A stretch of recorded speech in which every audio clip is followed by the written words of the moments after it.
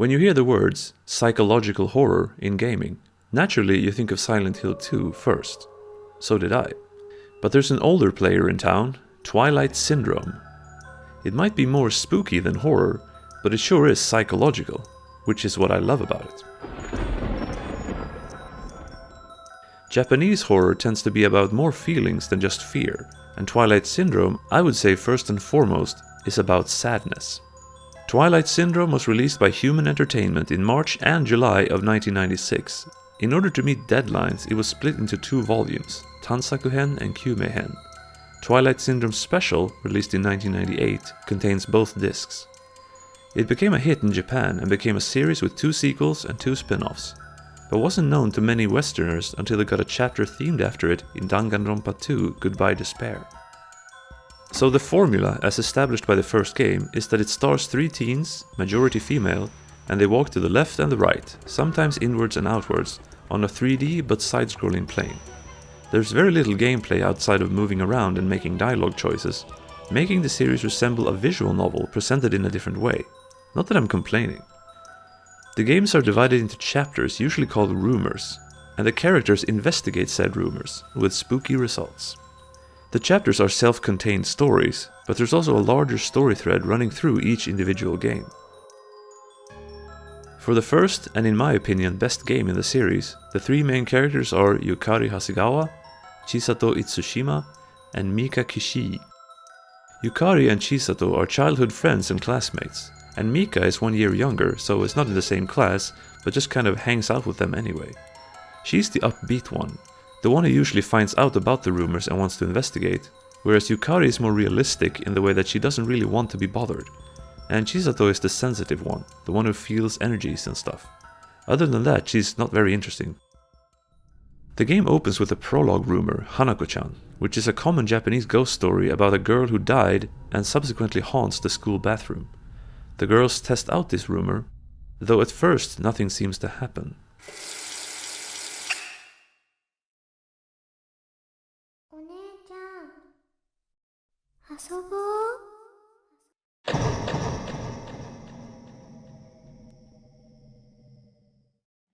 Hanaguchang chases them around all the way up to the roof.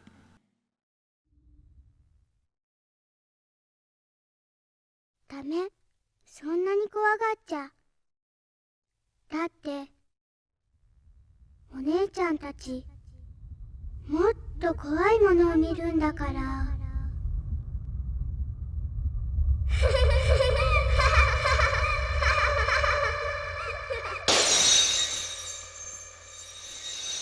This rumor is the only one with only one ending. With all the others you can get a bad, good or best ending, and to unlock the bonus rumor you need to get all the best endings. In Haunted Photos at the Park,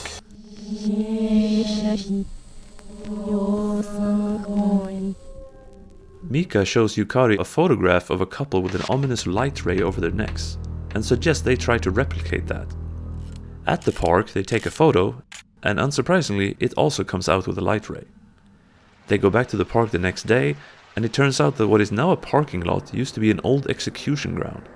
A truck from the lot then slides down the hill and almost kills them.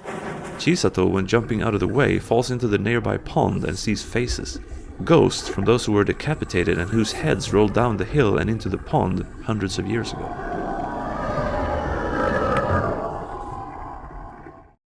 In MF of the Music Room,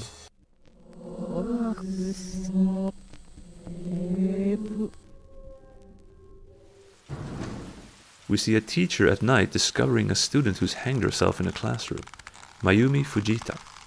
The girls find scribblings from her behind a calendar in the music room, and find out that she killed herself over unrequited love towards the teacher who found her. They talk to him. He's reluctant, but later says he stayed behind that night playing the piano, calming Mayumi's ghost, and the girls then find a thank you note behind the calendar a couple weeks later. In The Last Train,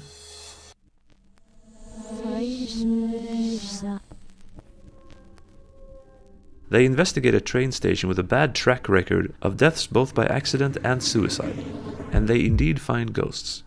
Mika almost gets hit by a train after getting pushed onto the tracks, and thinking it was Yukari or Chisato pulling a prank, she angrily tells them to go home. But when they do, Mika gets called over and over by a boy ghost and can't seem to leave the station. Luckily, Chisato gets one of her bad feelings and they reunite. They meet a ghost train attendant and the last train comes, carrying some of the spirits into eternity. Hinashiro High School's 7 Mysteries is the least interesting chapter. The girls go to the school at night to investigate various smaller things which all start out spooky, but then turn out to be nothing but misunderstandings. Then, in One More Rumor, which is a prologue to the 5th rumor, which is the first on the follow-up disc Kyuumei-hen, Mika finds a message on a desk and after some peer pressure decides to reply, leading to a long conversation with SH. Chisato and Yukari are concerned with Mika's unnatural interest in SH, so they go to the library and find out that she was a lonely student who went to Hinashiro High School, but died 30 years ago. They find Mika on a cliff overlooking the town where she ascends.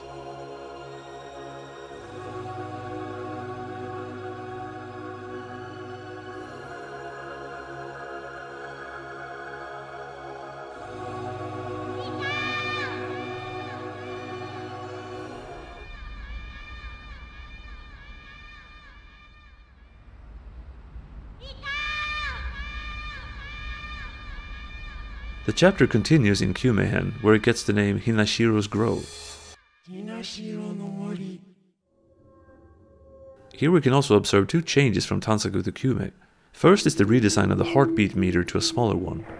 And second is that there's a lot more spoken dialogue than before, with the non-main characters anyway. The main ones remain text only. And that starts here with SH, or Sakura Himegami, in whose grove Mika ended up.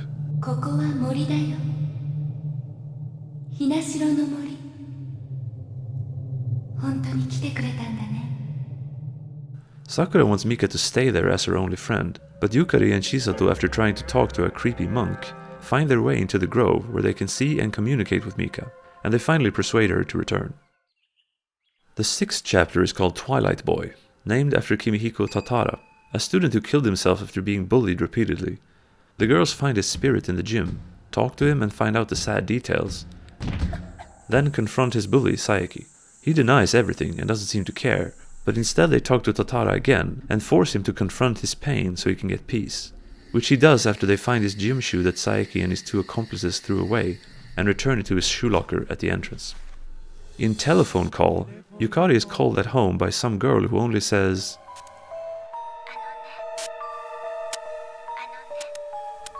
Mika tells her that calls received at midnight come from dead people, and as it turns out, it did.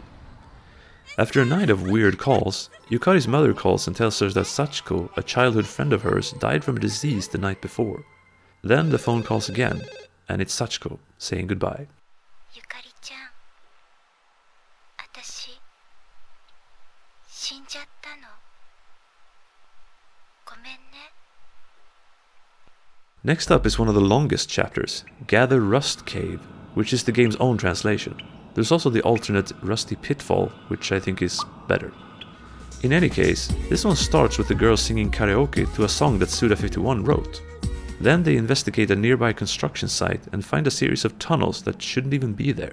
And they also find a World War II era soldier who doesn't seem to know that the war is over.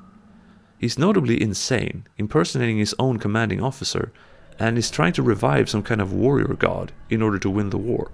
In the end, they have to escape the caves under a timer. The old man comes to his senses and helps them out, but stays behind himself, saying he already died 50 years ago. Then, in Occult Mystery Tour, Yukari is called to on the street by a fortune teller who gives her a tarot reading which hits home, and now it's time to start dealing with the Hanaguchang from the beginning. They go looking for her in the school at night. Mika does a sort of summoning ritual, but instead of Hanaguchang, all sorts of other ghosts turn up. They've mistakenly opened a door to the world of the dead. They try to close it, but did they? Then finally, in Reverse Town, everything comes to an end. As Yukari is waking up from a dream, her mother tells her of a neighborhood girl who has gone missing. They try to find her but end up in another place. A town that seems stuck in another era, where nobody knows why they're there, and even the girls start forgetting about things gradually while spending time there. This reverse town seems to be some kind of purgatory where people go to lose their memories before crossing over. and Yukari does cross a bridge that Chisato and Mika tells her not to. Here lies the beauty of Twilight Syndrome, because even though the individual chapters are entertaining on their own, there's been a thread to follow throughout, which is Yukari's feelings. Her parents divorced at an early age, and she misses her dad, who she doesn't get to meet much anymore. She regrets getting distance from her boyfriend Kazuya in a similar way, and she misses Sachiko too. This final chapter has her deal with her emotions. In the beginning, the Hanaguchang was scary. Now she's not. It wasn't the ghost that she was running from, it was herself. I like Twilight Syndrome even more than Silent Hill 2. In that game I really loved the ending when it was explained, but the way there wasn't amazing. I was asking myself, why is this so beloved again? Twilight Syndrome might not hit quite as hard at the end, but the way there is more enjoyable. And I love in both games how human these problems are. It's not some world-ending plot or psychic battles across centuries or something. It's about emotions. It's about sadness. And I love it.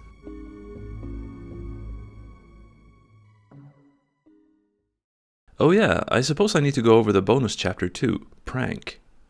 Well, it's weird. Mika smells something strange in the air, and weird stuff starts happening. Chisato thinks for a really long time, Yukari doesn't recognize her. It cuts to her being in a bedroom where Saikai the bully is laying on the bed. She meets Proto-ryo, who here is grey-haired. The best part is where she meets a bloodied up Chisato on the street, who in so many words says that she just killed Mika's family. None of this makes any sense, but considering it's a kinda sorta prologue to the next game, and fully directed by Suda51, maybe that does make sense.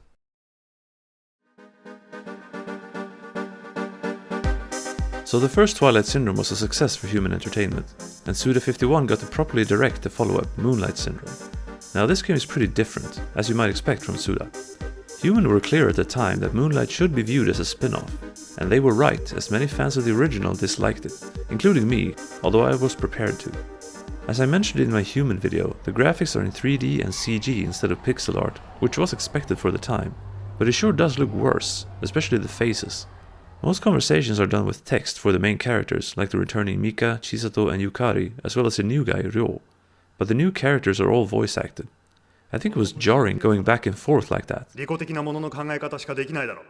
Actually, it's funny. Suda said in an interview that he didn't put subtitles in these sections because he wanted to make it different than the previous game and to put his own spin on it. Apparently forgetting that Kyuumei-hen didn't subtitle its voice-acted parts either. What's also fun is that in Suda's next game, The Silver Case, he didn't use voice acting, partially because it was a single-disc game and it wouldn't fit, but also because he said that during the making of Moonlight Syndrome, the voice actors had trouble understanding their dialogue.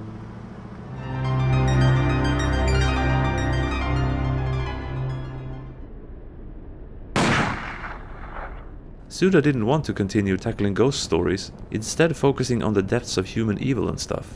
So to do that, he made the game about some kind of prankster god in a little boy's body, making people evil and having them doing evil things just for fun. He could also be viewed as a personification of human evil, not that that makes it much better in my opinion. Before playing, I had heard about the head in the paper bag and thought that'll be interesting to see how it gets to that point, but actually it just kind of happens in the second chapter, out of nowhere. I did enjoy some parts of it. I appreciated how in the Henshitsu chapter, everyone was such evil pricks for no reason. I mean, it was effectively unsettling at least. The electric shock chapter was also kind of good for having Mika question reality a bit. I also enjoyed the many clock tower references.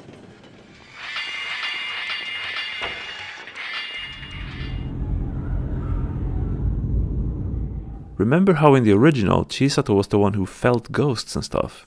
Well, here she's a full-blown psychic warrior. It's pretty funny, honestly.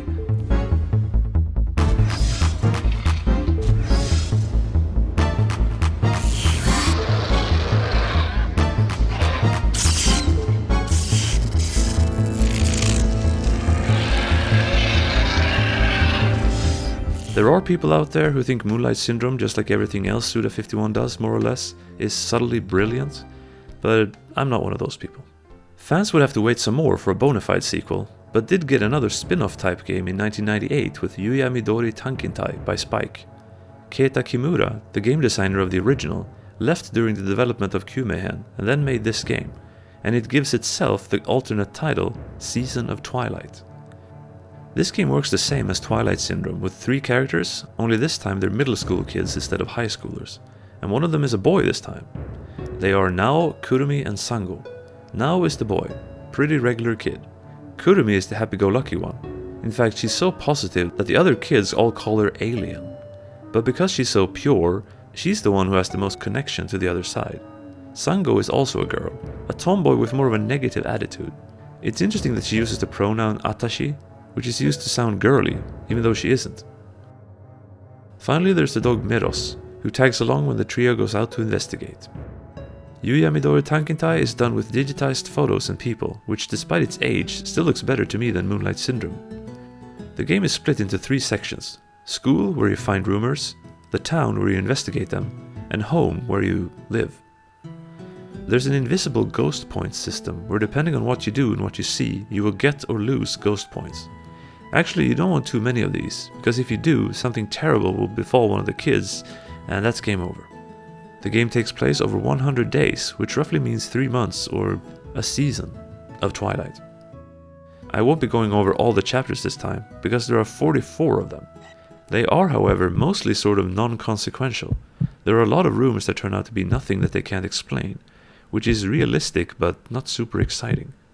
There are some more memorable ones, however, which include number 1, the Crow's Curse, and number 2, Hanako's Grave, mostly because they set the story in motion, with them seeing the crow with a man's face and getting cursed. In 100 days someone will die. And in the second they meet Kasuga in a twilight-soaked alleyway, but she's actually a good ghost who helps them with information as well as lowering their ghost points. Number 26, Narusawa Housing Complex, was a good one. Here Nao runs into a homeless man behind some old apartment buildings. First he tries to talk to him, but gradually he comes off crazier and crazier, with Nao having to run away, narrowly escaping with his life more or less. The heartbeat system, by the way, is back from the original, but here it's accompanied by controller rumble, which makes it that much more effective. In number 40, White Testament, Sango gets roped into a competition of standing on train tracks as a train approaches until the last moment, when of course her shoe gets stuck. Number 41, Test of Courage, has Nao put through the ringer by his fellow kids, and the heartbeats here are almost out of control. But at the final chapter, number 44, Hirumi City's 7 Gods, we see what's different about and what makes Yuyami Dori Tankintai a good and worthy entry to the series, even though it technically doesn't have the same name. From early on, we've gotten to see that something's not quite right with Kurumi. Her parents argue about her sometimes, and they take her to the doctor more than once during the 100 days. Well, on the final day, she appears to have some kind of stomach ache, runs away, and when they catch back up to her, she collapses in Nao's arms. He, of course, thinks it's the Crow's Curse coming to completion, running all over the place trying to lift the curse, but he can't. He can't because in this game's world, the true horror isn't ghosts or crows with curses, it's reality. Kurumi had a chronic disease and succumbed to it. That's it. I like the simplicity of that, and it goes along with the kind of realist outlook of the rest of the game, where most of the rumors were able to be explained with logic or even kind of shrugged at. The game was basically saying that ghosts are kid stuff, compared to the real world. Yuyami Dori Tankintai is similar yet different to Twilight Syndrome. It's not as good due to the less enjoyable characters and how it's less psychological, but it also makes up for it by being very atmospheric, spooky yet down to earth, and for having the balls to actually having a main character die. I'm going to remember that last shot.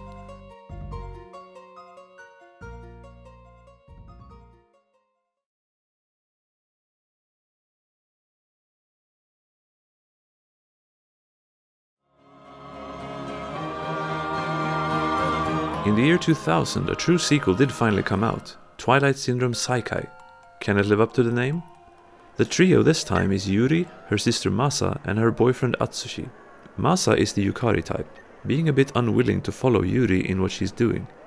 Atsushi is kind of just there, to be honest, and Yuri, she's the Mika type, positive and strong-willed. And speaking of Mika, perhaps as a reply to Moonlight Syndrome, Saikai makes sure to show that Mika is alive and well, as she is the writer of the magazine column that is asking for ghost photos, of which Yuri is hoping to cash in, which is how the game opens. In the prologue summoning ritual, Yuri, Masa and Atsushi are using a Ouija board at school. A vengeful spirit replies, and when they run up to the roof, they all get hit by lightning, or something. And aren't sure afterwards if it even happened or not.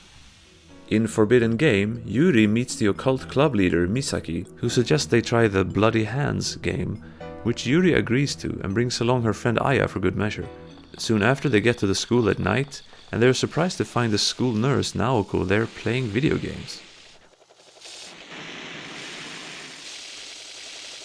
When the Bloody Hands game then to their surprise works, they get chased around the school by the ghost of a bloody woman,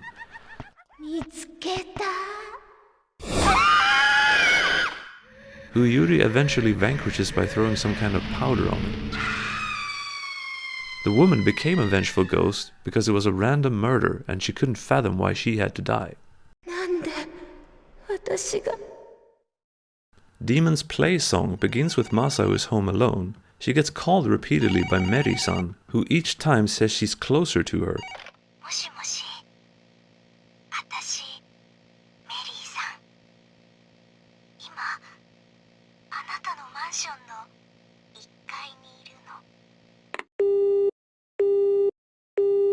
But it turns out to be a prank by Yuri.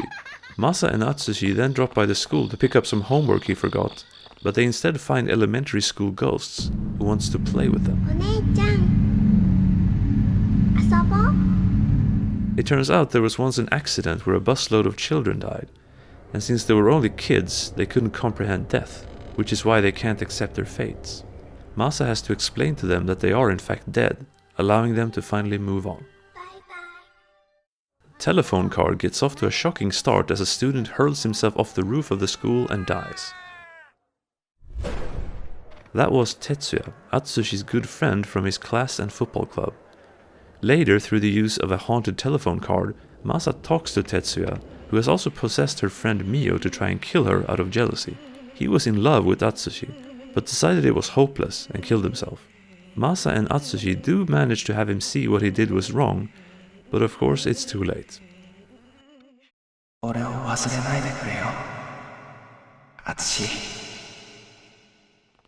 In Notice Board Passerbys, Yuri and Aya hear a rumor that on a notice board at a train station they can write who they want to meet and it'll happen. In the end they don't meet the person they want to, but an unknown ghost does show up, momentarily. Then they find out that Naoko's boyfriend died some years ago, and they try to call him via the board, which works, and Naoko gets closure. In Whereabouts of the Dead, Atsushi breaks his leg during football practice and goes to the hospital. Eventually the hospital becomes haunted by a bunch of kids who burned to death there at one point in the past, so Masa has to avert the ghost fire, so to speak, which saves the hospital in real life. In Music Box, which is probably the saddest story, Yuri buys a music box from a guy selling stuff near the train station, and it turns out to be an important item to his deceased daughter, who died after getting hit by a train. The daughter calls and appears to Yuri when she's alone in the apartment, asking for the music box back. The next day, Yuri gives it back to the father. The last numbered chapter, What Sleeps Here, is an interesting case as it's not very good. It's a conclusion to the prologue, where we find out that the vengeful spirit was a man who used to live on the land that the school is now on, and he killed himself after he was forced to give it up. And now he's angry because Yuri uses the makeshift shrine that the construction workers made for him as a recess spot where she litters. They clean the stuff up and he's happy again. Kind of lame. But the epilogue chapters make up for this, by a lot actually. These chapters are called Sisters, one chapter for Yuri and one for Masa. Here, things that have been planted from early on comes back around. Yuri loses an earring, and the mother freaks out. The parents tell her that she's not actually Masa's sister, but her cousin, they having taken her in after her parents died in an accident. That night, she's saved from a ghost attack in the nick of time by Masa, but still ends up in the hospital for a while. The Masa chapter begins with her coming home to see Yuri angry at her now step-parents. Later, she finds Yuri as she's getting attacked by what is the spirit of her father, and her calling out to Yuri is what saved her there. While Yuri is recovering at the hospital, Masa remembers that oddly familiar woman she saw in chapter 5, and she confronts her mother about it, who tells her that that was her sister, Yuri's mother, who she had earlier said was dead. Only the father died in that accident, and her new husband didn't want to raise a kid who wasn't his, which is why she gave Yuri to her sister. The earring was the only thing that held the ghost of her father at bay, and he wants his daughter back. The mother agrees to call her sister, and Masa talks to her. She still refuses to reveal herself to Yuri, but she does give her another earring, protecting her.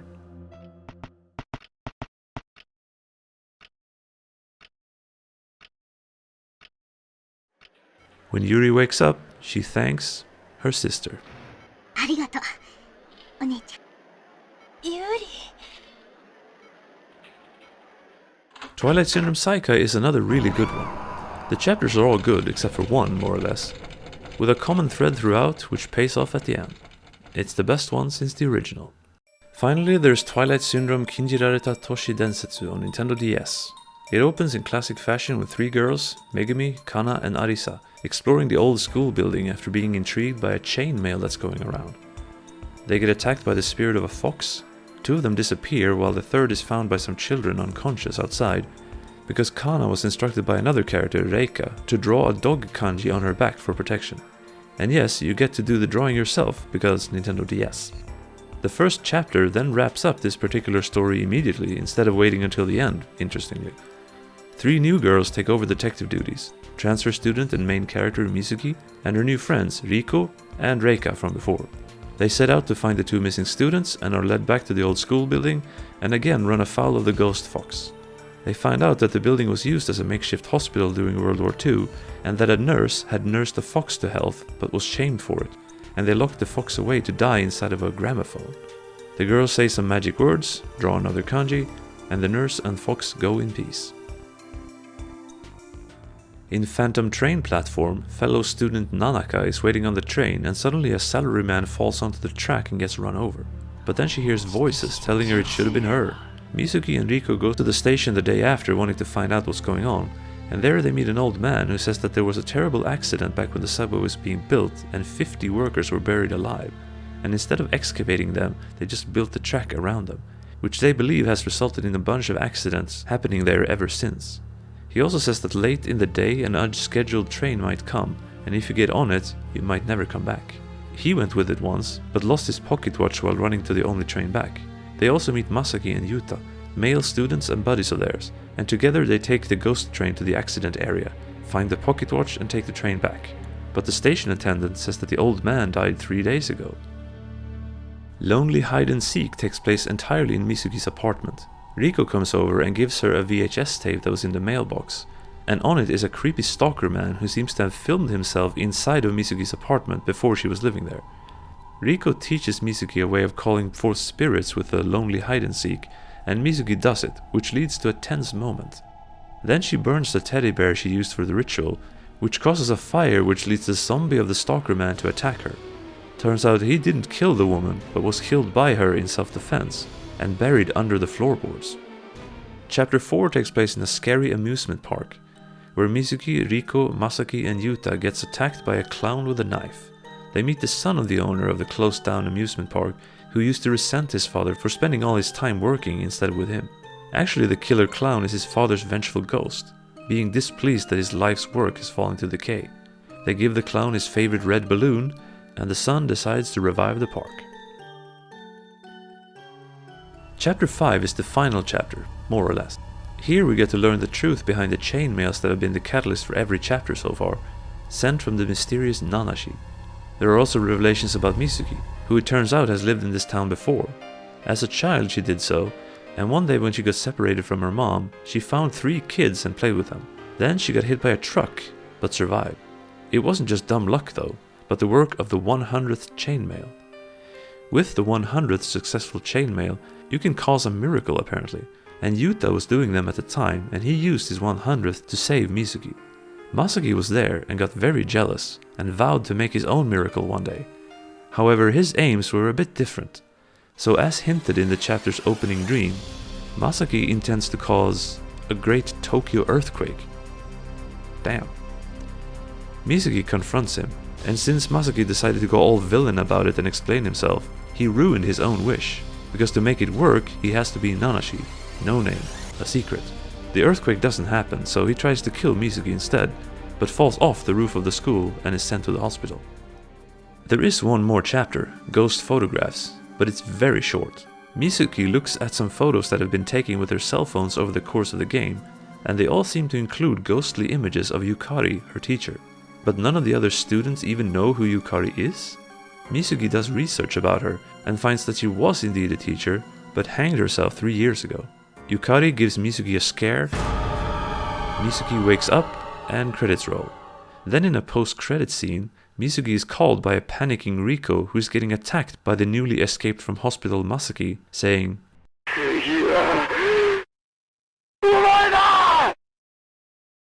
The end. So, before I played this one, I was hoping that it would keep up Twilight Syndrome's tradition of scares coupled with psychological undertones, which is what makes it so good. Well, this one goes for more of the boo type moments, and barely any psychology other than crazy. Yukari, which is the same Yukari Hasegawa as in the first game, is here, which is cool, but why is she the villain? Why did she kill herself? Did they intend to answer this in a sequel if it had sold more copies, or were they again just trying to go boo? Only with fan service. Well, in any case, this was the last game in the series. There were 3 movies, but no more games. Unless you count the homage in Danganronpa 2, which I don't. I've almost completely focused on the stories of the games in this series here, which is definitely the most important and best aspect, but I should probably also say something about the other aspects.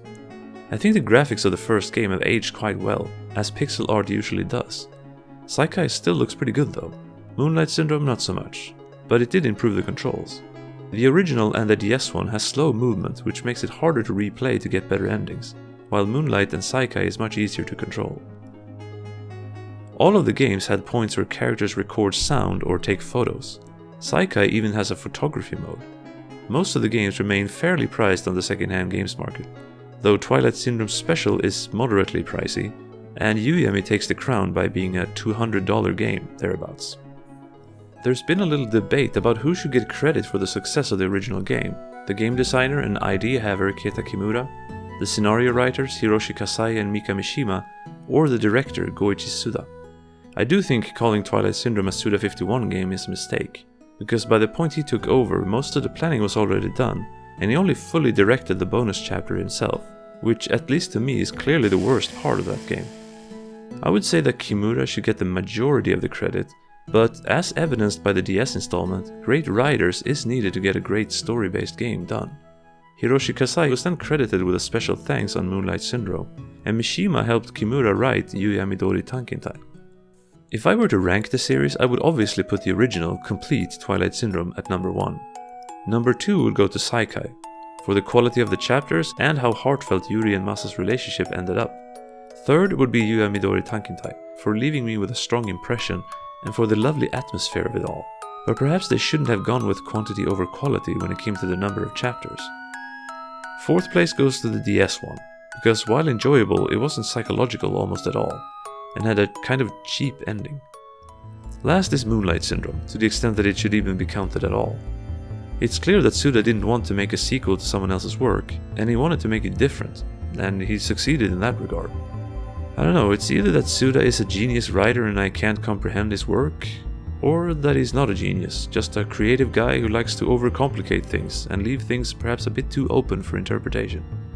I do take issue with calling Moonlight Syndrome a psychological horror game, when to me it's Twilight Syndrome that is that. It's just put under a veil of ghost stories.